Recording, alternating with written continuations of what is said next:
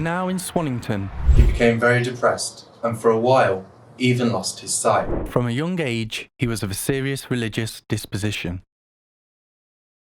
Me old Sparrowhawk, how have you been, and welcome to A Thing of the Past. The English Civil War seems to have been tinted by time, but when we think about the facts relating to the event, the upheaval and trauma it caused to the English population are clear.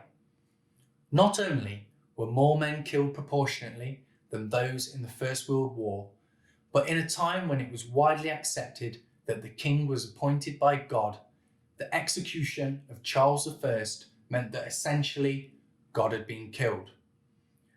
With the removal of these traditional forms of order, it was a ripe time for new religious ideas to spread, and one such came from the son of a Leicestershire weaver, George Fox, and Quakerism. We hope you enjoy this episode.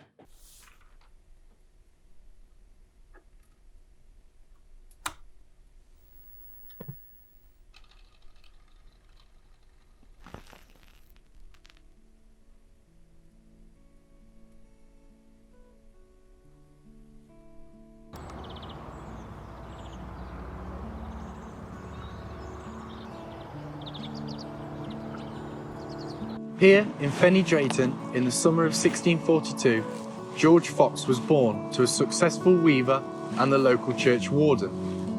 Fox had no formal education, but he learnt to read and write. From a young age, he was of a serious religious disposition.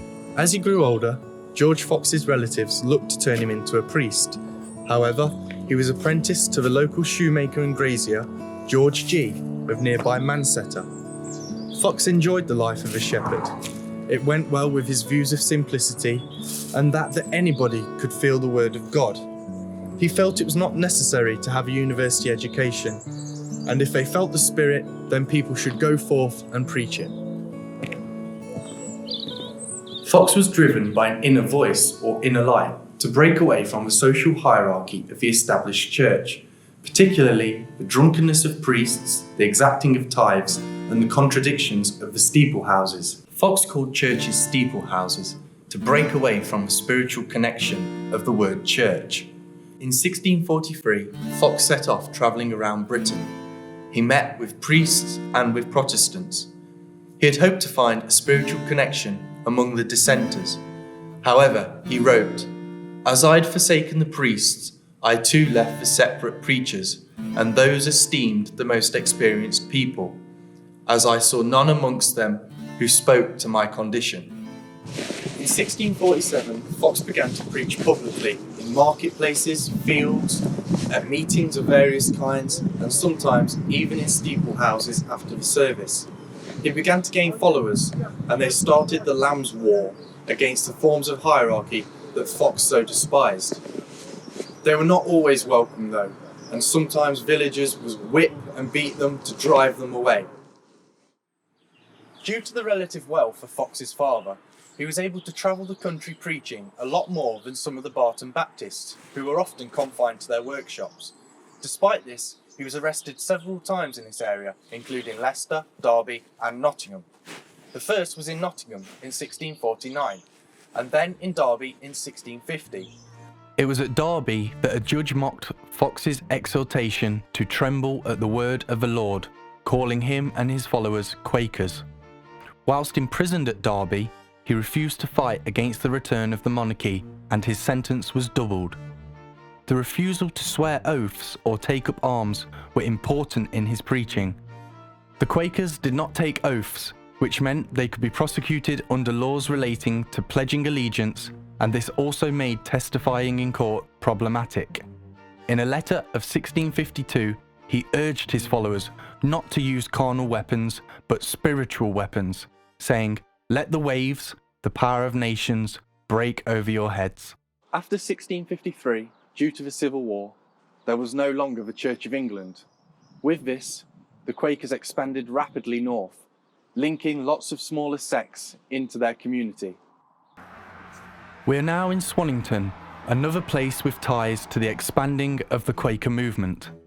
The Quakers regularly faced charges for travelling without a pass and disrupting the peace. They also broke laws on unauthorised places of worship. Judges held them in disdain for not bowing, not taking off their hats, and not referring to them by their proper titles. In 1662, the Quaker Act of May was passed, due to the Friends' refusal to swear allegiance to the Restoration Parliament.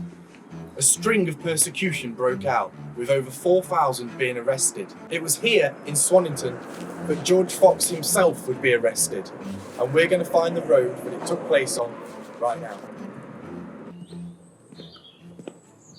Despite the act, the meetings of the Friends continued, and it was here, on what is now Church Lane, that George Fox was arrested in 1662. He was meeting with a friend when he was arrested and brought before the Lord Beaumont to be tried. Despite his innocence, Lord Beaumont demanded that Fox and 4 other friends be transported to the Leicester jail and imprisoned. The issue was that the Friends had to have someone accompany them to the jail, and due to the harvest, people were working in the fields. Eventually, a man was found and took them to Leicester, all the way the Friends preaching about what they believed, and they stopped at an inn. The innkeeper was so taken with Fox that he offered Fox the opportunity to be hidden at the inn and not to go on to the jail. However, in the end, the honesty of the Friends and the dedication to live by what they preached prevailed, and they moved on to jail to be imprisoned. In 1654, at the age of 30, Fox returned to Fenny Drayton after 3 years' absence to see his family. Whilst here, he met with the Puritan incumbent Nathaniel Stevens. Stevens had enlisted the help of another minister to have a debate with Fox over ministry and tithing. At some points during the conversation, it appears that Stevens agrees with what Fox was saying. A week later, Stevens, with the reinforcement of 7 other Puritan priests and a gathering of over several hundred people, met Fox here in this churchyard in Fenny Drayton to argue out their beliefs. First Fox, then Stevens, and then Fox again, shewed from the scriptures the foundings of their belief. Although Fox was a Quaker and Cromwell was a Puritan, there were similarities between the two religious groups. They both believed in following a strict religious lifestyle, and they both disagreed with the hypocrisy of the English Church. However, there were some differences. The Puritans believed that God had chosen already whose souls were damned. The Quakers, they believed that anybody, by looking to the inner light, could be saved from damnation. The parliamentarians grew weary of monarchist plots, and they feared that the group travelling with Fox may try to overthrow the government. At this point, his meetings were gathering crowds of over 1,000 people. At Whetstone, in 1655, he was arrested and transported to London under armed guard. Here, he met with Cromwell, and having assured him that he would not bring arms against him, the two talked for a morning. Cromwell then again invited him back to his house and said that if they met for an hour a day, the two would be like each other.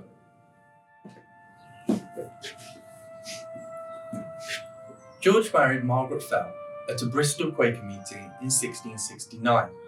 She was 10 years his senior and had 8 children from the former Quaker marriage. She was very active in the movement and had campaigned for women to be allowed to be preachers at Quaker meetings. Her and George's married life together was very focused around their work. Shortly after the marriage, she was imprisoned in Lancaster, and as George stayed in the southeast, he became very depressed and for a while even lost his sight. Fox travelled to the Netherlands, Germany, the Caribbean and the Americas throughout the 1870s and 1880s. He continued to petition Parliament, and under James II, about 1,500 Friends were released from prison.